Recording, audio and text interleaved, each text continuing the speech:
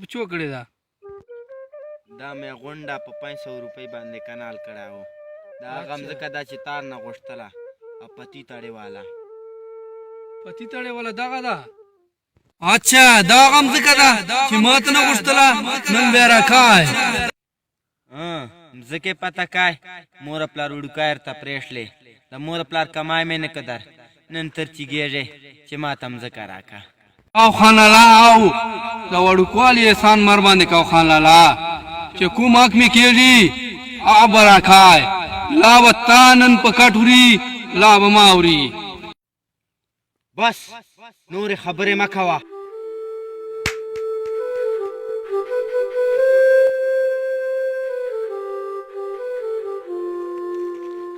هاو خان لالا هاو ټول عمر د مزدوري باندې وکړې خان لالا بدقسمته خو زه هلته سه خان لالا چې مور او پلار نه وړوکیا پاته سه خان لالا وړوکیا نن به دا مځکه راکړې خان لالا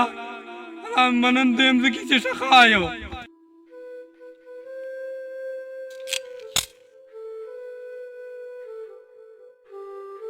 ومې خان لالا ومې وله خپله د ټول عمر موټر را بنګلې چې تېر کړه خان لالا ټول عمر مزدوري وکړې خان لالا داسې زندګۍ نه خو مرګ شو د مرګ ډاس کوه خان لالا ډاس کوه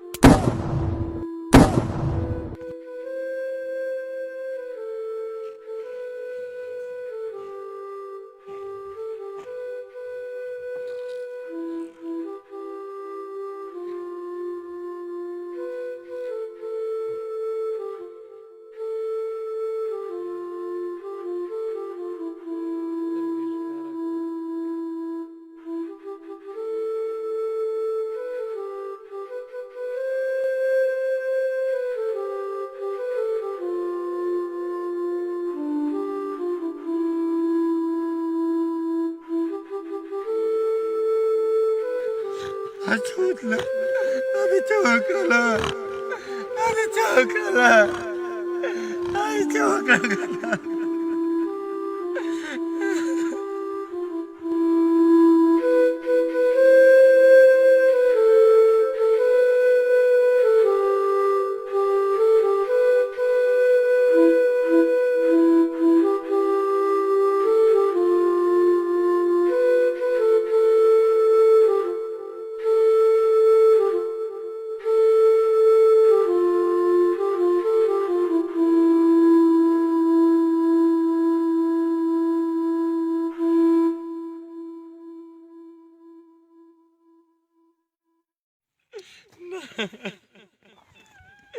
داسې چیرې کې داسې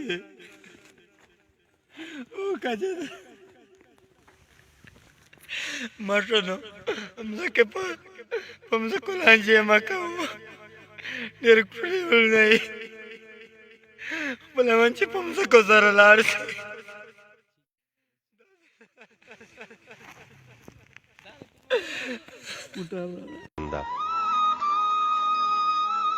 اوس د لاس نخر و مال هم نه لپټه مې اخلي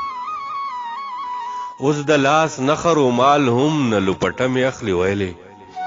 خامخا د صبر اندازه مې اخلي اوس د لاس نخر و مال هم نه لپټه مې اخلي ویلې خامخا د صبر اندازه مې اخلي زه مسافر یم ما څوک کلي کې نه پیژني زه مسافر یم ما څوک کلي کې نه پیژني زما ملګري چې راځي د رور نامه مې اخلي